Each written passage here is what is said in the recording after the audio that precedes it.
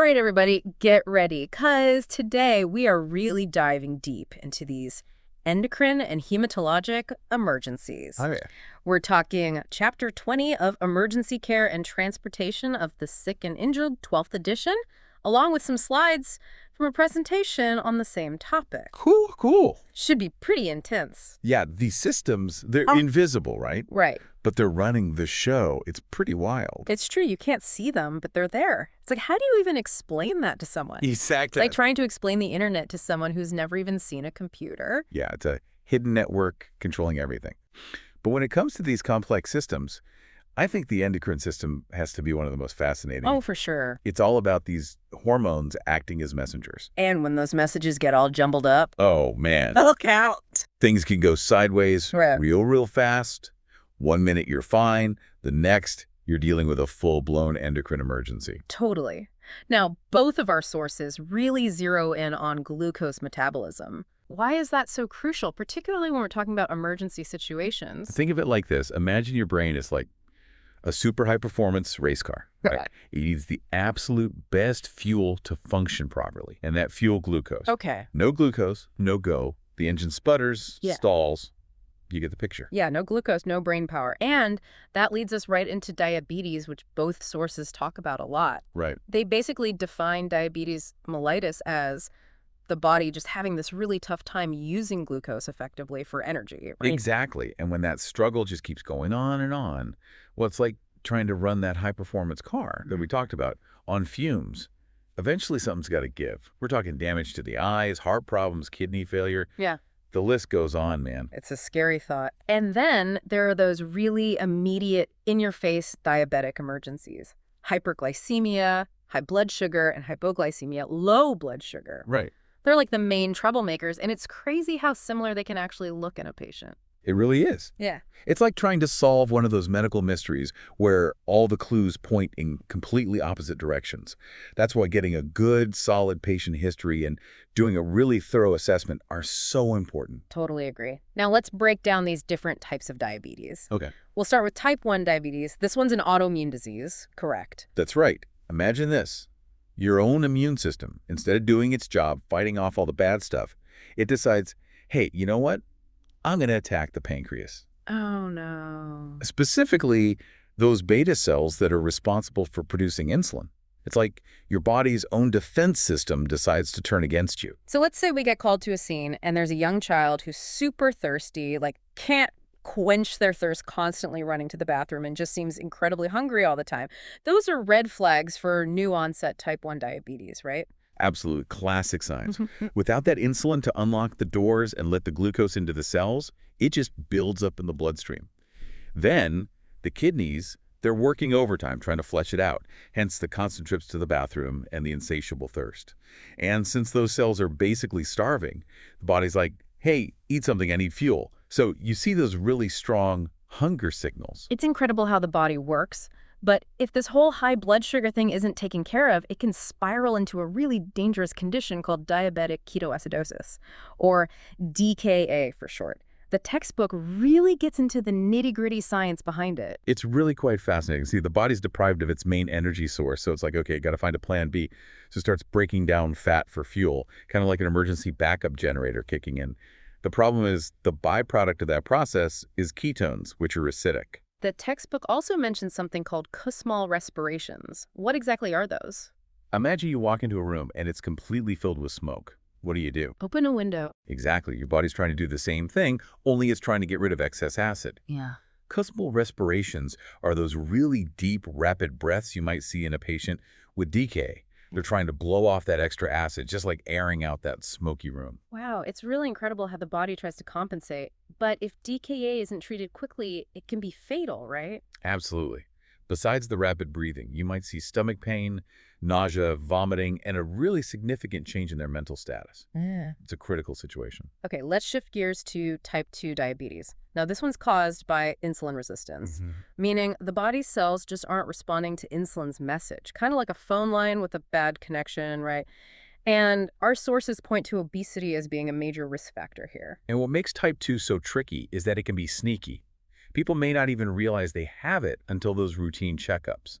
Things like getting infections a lot, changes in vision, even numb feet. Those can all be signs, but they're subtle. So unlike the often dramatic onset of type 1, type 2 can really sneak up on you.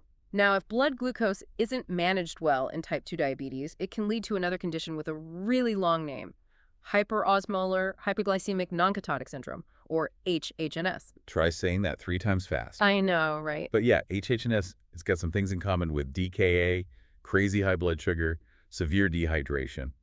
But that key difference is the lack of ketones. That's interesting. So if the body isn't using glucose properly, shouldn't it be resorting to breaking down fat, like in DKA, which then produces those ketones? Here's the thing with type 2, it's not that there's zero insulin. It's more like the cells have just gotten really bad at listening.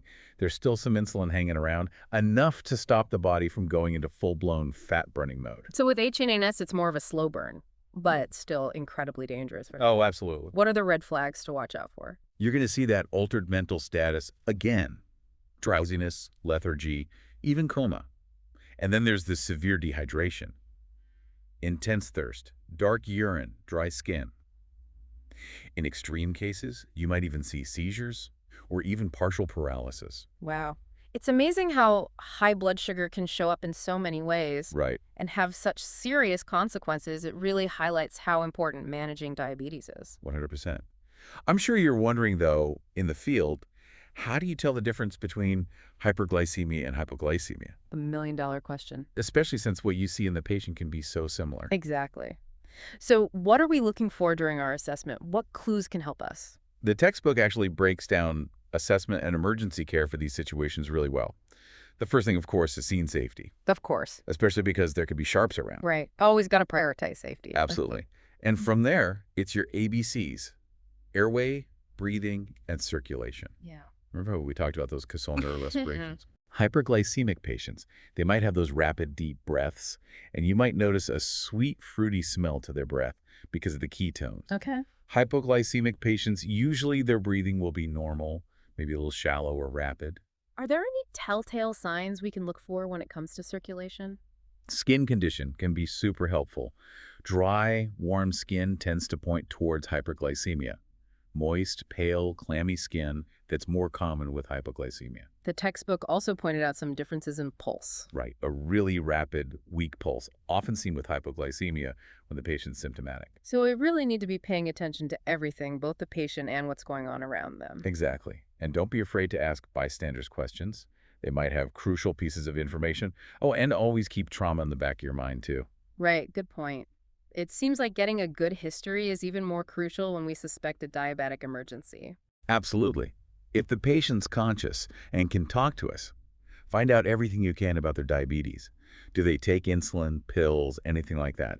Do they wear an insulin pump? Did they take their meds today, eat like they normally do? Have they been sick lately, more active than usual, super stressed? Any information can help. What if they're unconscious? Then you got to play detective. See if family or bystanders know anything. Look for a medical ID, bracelet, necklace, anything like that. Those can be lifesavers, literally. Speaking of lifesavers, the presentation stressed how important it is to check blood glucose levels with a glucometer. If you've got the tools, the training, and your protocols allow it, checking their blood glucose is invaluable. It's like getting a sneak peek inside the body's control room. I like that. Okay, let's talk about what we can actually do for these diabetic emergencies. The source material talks about giving oral glucose. Yeah, oral glucose, that can be a game changer, especially for a conscious patient who can swallow and has hypoglycemia. The textbook mentions a few different forms. Those gels that dissolve super fast, chewable tablets, or liquid.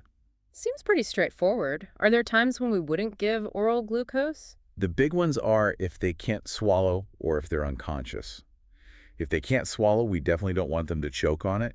And if they're unconscious, they can't protect their airway. So what do we do in those cases? Unconscious patients or anyone who's at risk of aspirating, they need IV glucose or glucagon, but that's usually handled by paramedics or at the hospital. Okay, so our job is to recognize it's an emergency, do what we can to support them, and get them transported ASAP. Exactly. And remember, when in doubt, reach out to medical control. They can help you sort through those signs and symptoms if you're not sure if it's hyperglycemia or hypoglycemia. They can guide you to the best course of action. Makes sense. We just covered a ton about diabetic emergencies. Ready to tackle hematologic emergencies. Bring it on. They're super interesting, although, as we said, a lot of what we do pre-hospital is about providing that supportive care. Right. Let's start with sickle cell crises, because we all know those are known for being really painful. They are. Those vaso-occlusive crises can be excruciating, and they can come with a whole bunch of other symptoms. Swelling in the hands and feet, priapism, jaundice, even vision problems. So with sickle cell, like we've been saying, so much of what we do in EMS comes down to getting a really good patient history. What kind of questions should we be asking? It all comes down to understanding what's going on with them right now, but also what usually happens during these crises. Ask about where it hurts, if they're having any vision changes, nausea, vomiting, stomach pain, any chest pain, or trouble breathing. And like we talked about earlier, asking about any past crises can be super helpful. Totally. When did it happen last? What helped? Anything that tends to trigger it. All those details matter and help us take better care of them and prepare the hospital for what to expect. Our sources also talk about looking for specific things when we do that secondary assessment. All right, take a good look at those big joints, because that's where those sickled cells tend to clump together and cause problems. Assess their mental status, remember your AVPU scale, and get those vital signs. The textbook describes the classic vital signs of a sickle cell crisis as respirations normal to rapid, weak, and rapid pulse, pale and clammy skin, and potentially low blood pressure. And if you have it, use that pulse oximeter to check their oxygen saturation, but keep in mind that reading might not be totally accurate because of the anemia. Right, it's a piece of the puzzle, but you have to consider it along with everything else. What about hemophilia A? What are the key things to remember from our sources? The big thing with hemophilia A is it's pretty rare, Okay. but because it can cause some serious bleeding problems, it's super important to recognize the signs early on. Okay. Prolonged bleeding, even from a little injury, should always raise a red flag. And our sources mention these patients might be on medications to help manage bleeding problems, right? Absolutely. They might have meds that replace missing clotting factors, release stored ones, or even prevent clots from breaking down. There are a bunch of different options. So if we think a patient might have hemophilia, we should ask about any medications they take and look for any signs of recent bleeding or bruising. Exactly. And of course, these patients need to get to the hospital fast because they might need blood transfusions or clotting factor replacements, things we can't do in the field. Right. Now, switching gears completely to thrombophilia, what do we absolutely need to know about pre-hospital care for this one? Remember, thrombophilia, it's all about blood clotting too easily. It's a big umbrella term, and what causes it can be totally different from person to person. Our sources list inherited disorders, certain medications, even cancer as potential culprits. Exactly. And the symptoms you see can be all over the place because it depends on where those clots decide to form. But one of the most common and serious complications is deep vein thrombosis, or DVT. DVT, that's usually a blood clot that forms in a deep vein, most often in the legs, right? You got it. And like we talked about before, if that clot breaks free and makes its way to the lungs, it can cause a pulmonary embolism, which can be fatal. The textbook really stressed preventative measures for DVT, particularly for patients who are at higher risk. Definitely. Risk factors include things like having surgery recently, not being able to move around for long periods, certain medications, and underlying medical conditions. So imagine this. We get a call for a patient who just had knee replacement surgery, and they're recovering at home. They start to have pain and swelling in their leg. Could definitely be DVT. Other things to watch out for are redness and warmth in the area. Okay, so we suspect a DVT. What's our plan? Just like with the other hematologic emergencies we talked about, our main goals are to support the patient as best as we can and get them to the hospital quickly. We can elevate the leg to try to get that swelling down and give them oxygen if they need it. And we want to encourage them to stay still, right? We don't want that clot to break loose. Exactly. Yeah. Any movement could dislodge the clot and lead to a pulmonary embolism. Just keep them calm and still while you're getting them to the hospital. Okay. Let's wrap up this whole hematology section with anemia. Sounds good. What are the essential things to remember for pre-hospital care? Anemia, it all boils down to that low red blood cell count, which basically means the blood's not so great at carrying oxygen. So we're looking for signs of hypoxia, things like shortness of breath, pale skin, confusion. And the textbook reminds us that pulse oximetry can be misleading with anemia. Yep, because even if those red blood cells that are there are full of oxygen, there just aren't enough of them to do the job. So we're looking at the whole picture, not just fixating on that one number. Exactly. What do we do to treat it? Well, that depends on what's causing it, which, as we've discussed, could be a whole range of things: bleeding, not getting the right nutrients, some other medical condition.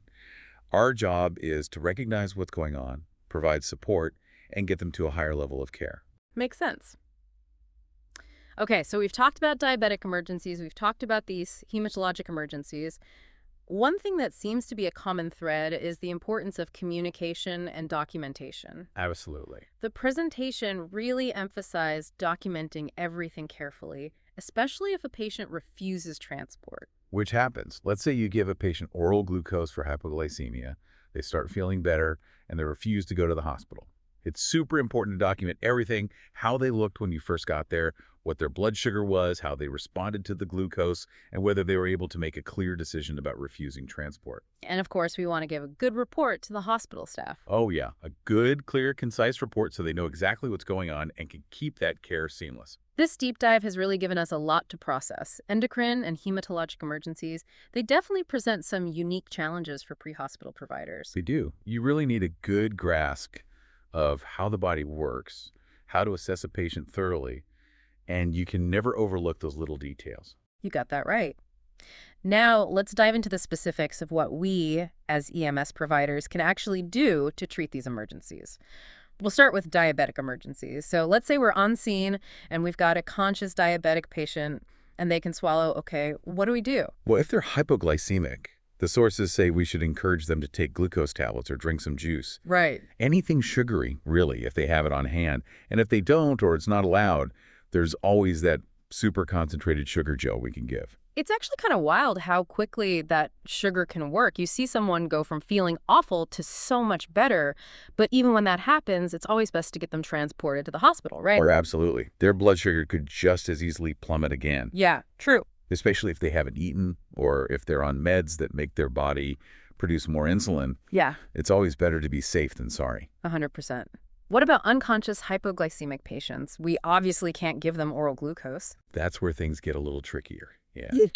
In those cases, or if you're worried about them choking on it, we're talking about IV glucose or intramuscular or intranasal glucagon. Usually that's something the paramedics will handle, or it'll happen at the hospital. Right, so our main job is to recognize it's an emergency, do what we can to support them until then, and get them transported ASAP. Exactly. And hey, if there's ever any doubt, like if you're just not sure if it's hyperglycemia or hypoglycemia called medical control, Good advice. they can help you make sense of those signs and symptoms because we know they can be confusing. They'll help you figure out the best way to handle it. Makes sense. We just sprinted through a ton of info about diabetic emergencies. You ready to take on these hematologic emergencies? Hit me. Yeah. They're super interesting, even though, like we've been saying, in the field, it's mostly about providing supportive care. Right. Let's start with sickle cell crises because, man, those can be rough. Oh yeah, vaso-occlusive crises. Excruciating. And that's not even counting the other symptoms that can come along for the ride. Swelling in their hands and feet, priapism, jaundice, even vision problems. The list goes on. So much of what we do in EMS comes down to really nailing that patient history, right? What are the big things to ask about when it's a sickle cell patient? You got to understand what they're dealing with right now, for sure. But also, what usually happens during these crises. Ask them where the pain is, how bad it is, if their vision's changed at all, nausea, vomiting, if their stomach hurts, any chest pain, shortness of breath, all of it. And like we said before, asking about past crises can be a gold mine of information. Absolutely. When was the last one? What worked to fix it? What tends to trigger them? Every detail helps us take better care of them. Right, plus it helps us prepare the hospital for what to expect. Exactly. Our sources also mentioned a few specific things to look for during that secondary assessment. Okay, like what? Really take a look at those big joints because Yeah. that's often where those sickled cells get stuck and cause problems.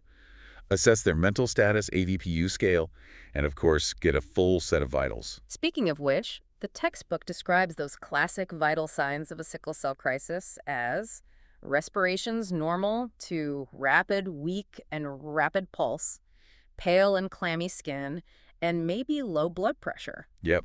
And if you've got it, use that pulse ox to get their oxygen saturation level. Right. Just remember, though, that reading might not be completely accurate. Right, because of the anemia. Exactly. Yeah. It's a piece of the puzzle, but don't get too hung up on. Okay, what about hemophilia A? What are the really important takeaways from our sources on that one? The main thing with hemophilia A is that it's not something you see every day. It's pretty rare. Okay. But because it can cause some major bleeding problems, we got to be able to recognize those early signs. Got it.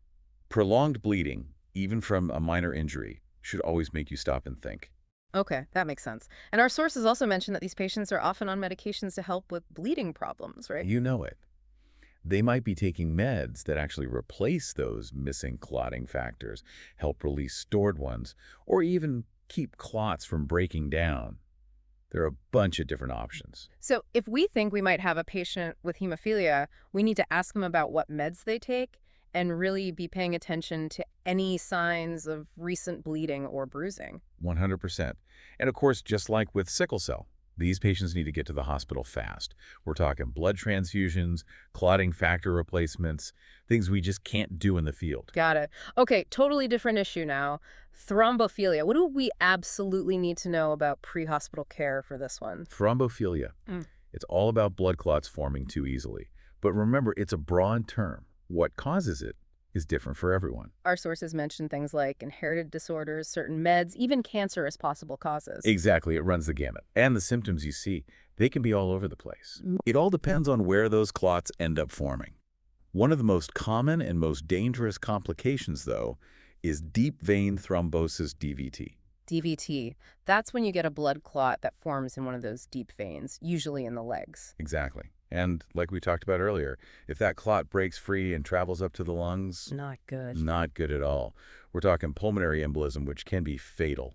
The textbook really stressed the importance of preventative measures for DVT, especially for those patients who are at higher risk. For sure. Risk factors include things like having surgery recently, not being able to move around for long periods, being on certain meds, and some underlying medical conditions. So let's paint a picture here. We get a call for a patient who's recovering at home from, say, knee replacement surgery. They start having pain and swelling in their leg. That's DVT until proven otherwise. Redness and warmth in the area are also things to watch for. Okay, so we think it's DVT. What's the plan? Honestly, it's a lot like those other hematologic emergencies we talked about. Our job is to make them comfortable and get them to definitive care fast. We can elevate the leg to try to reduce some of that swelling and give them oxygen if they need it. And we want to tell them to stay put. Right. We don't want that clot breaking loose. You got it. Moving around could dislodge the clot and make that pulmonary embolism risk even higher.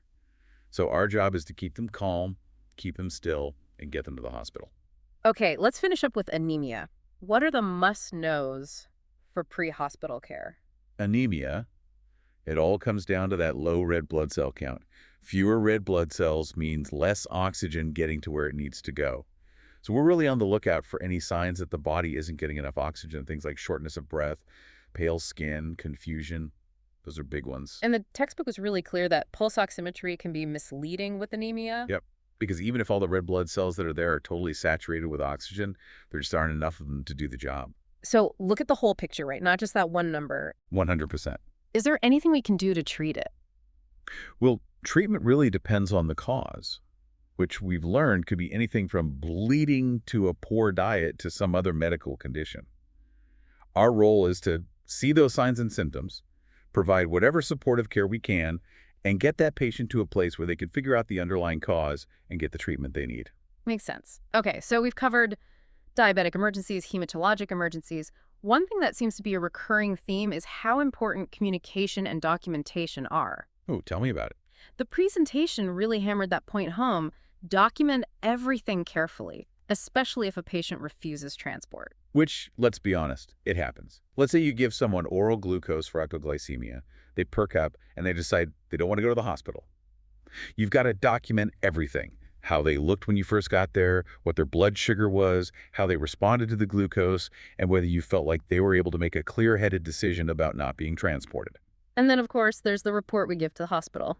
Oh yeah, a good, clear, thorough report is crucial. It helps make sure the patient's care is seamless from the moment you get there to the moment they're handed off at the hospital. This deep dive has really been a lot to take in. Endocrine and hematologic emergencies. They present some unique challenges in EMS, for sure. No doubt.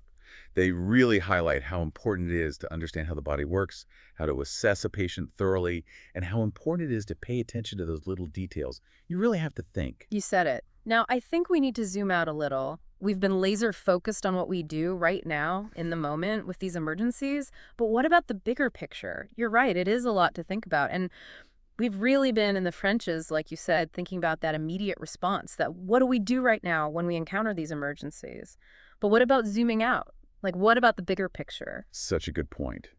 Because as EMS providers, we're not just there for the crisis.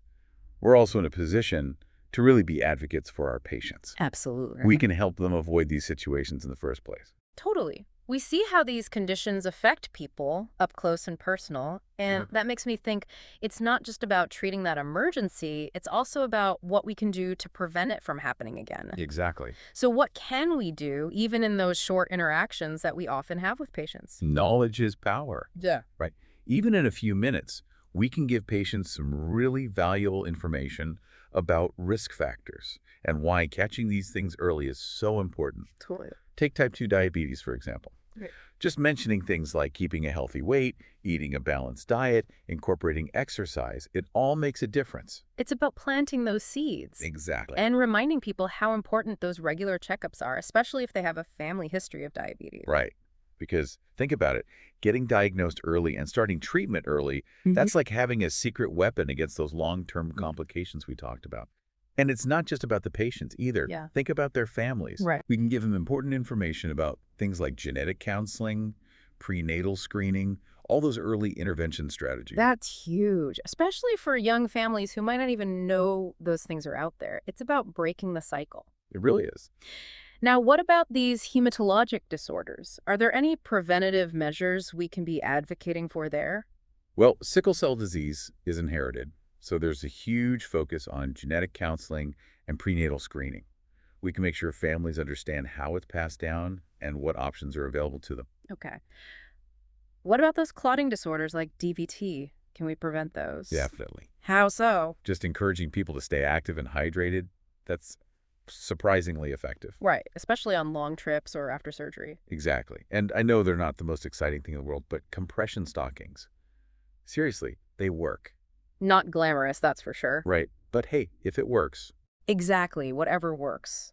We can also take a minute to explain what those warning signs of a DVT are. That way people know what to look out for and when to call their doctor. It all comes back to giving people the knowledge they need to take control of their own health. Because even making small changes to how we live can make a huge difference in preventing these emergencies. This deep dive has really highlighted that our job isn't just about memorizing all those facts and procedures. It's so much bigger than that. Right. It's about connecting with people, advocating for them, being a resource for them, even after that ambulance ride. Well said.